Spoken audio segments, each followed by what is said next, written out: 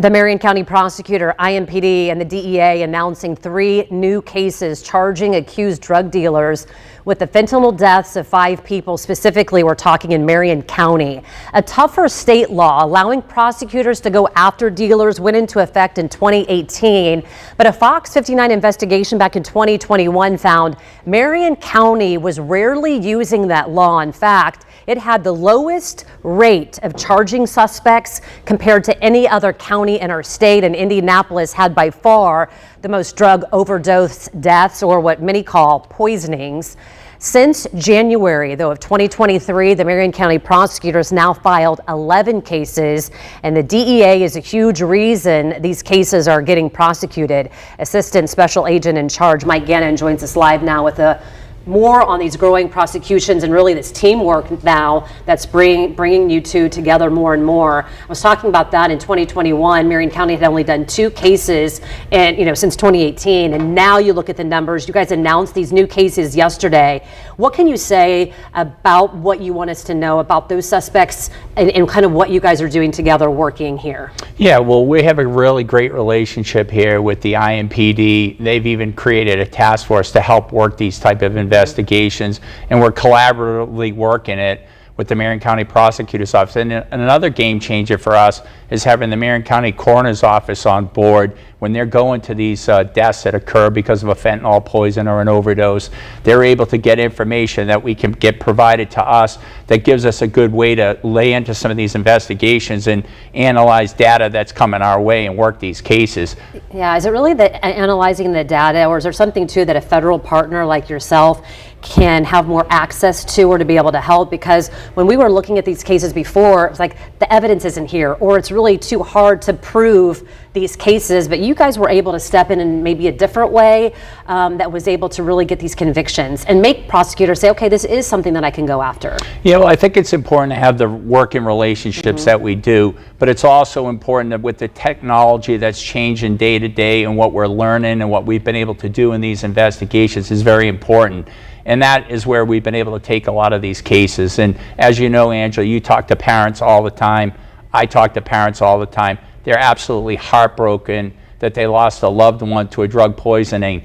But we have to work these cases. It's so important to work these cases because the people that are putting this lethal fentanyl on our streets, they have to be held accountable. And working these complex cases is important. I heard from 2 of those parents, one this morning, one yesterday. Susan Fox was one of them, and it was during that 2021 investigation that Fox 59 did when we were doing her story. Her son, Nathan May, we have his photo up, when at that time the Marion County prosecutor said, hey, we don't have enough evidence. I can't move forward. We did an investigation. We can't find the details that we need here. IMPD said they had done what they could, but you guys saw that story and you were able to basically take her white binder and to get Hunter McSwain arrested. I know you can't talk a lot about that case specifically because it's going to trial in June, but tell us a little bit about that. When a family member knows or has the evidence, that oftentimes helps you all too. Yeah, and the thing that's important to note too, in that investigation, we collaborated with IMPD, and we're able to collaborate with the U.S. Attorney's Office and, of course, the Marion County Prosecutor's Office. But it is important to have information, and it's important for family members to be able to provide that to law enforcement. But there were a lot of things that we're able to do in that investigation, and a lot of great work was done in that investigation, but more work had to be done, and that's what we're able to do. We'll really pinpoint and cell site locations, search warrant applications for data and text messaging, communications, and really do additional thorough work to make that investigation come possible and charge it. I know one thing that's really important to you, or the most important thing to you, is that fewer people are dying.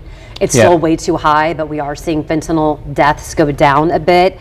What do you attribute that to? Well, I think it's the awareness, right? You know, you guys are constantly doing stuff. We're constantly out in the community. Our law enforcement partners are out there, and we're talking about prevention and awareness, and that's what has to happen. And I'm the first to say every single time, one life lost is one too many.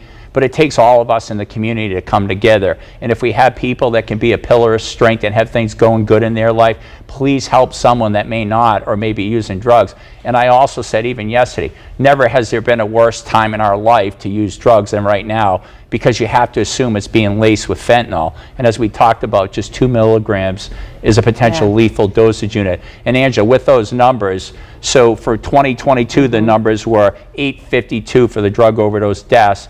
It now went down to 701. And for the fentanyl related, it went from 641 to 543, so almost 100 less overdose deaths. But again, we have a lot of work to do, and we're going to continue to do that with our partnerships. We're out of time, but I do want to say, because there is that side of it, the people that are saying you're going after not really the big drug dealer, you know, the person that's making the chemicals, the big dog, if you will, but it's maybe a low level, someone who's a user, and they feel like it's very controversial. Real quick, what do you say to those people that say it's not fair that you're going after these people? Right. I say to those people, first of all, a family member's lost a loved one, and they're absolutely devastated, and they do want accountability. Secondly, the people that we're arrested isn't Mike gave Angela a pill, and that we're arresting legitimate drug dealers that should be charged and should be held accountable for their actions. Mike Gannon, Special Agent Charge Assistant of the DEA here locally. Thank you so much. My pleasure. Thank you. It's 9:19. You're welcome. Jim?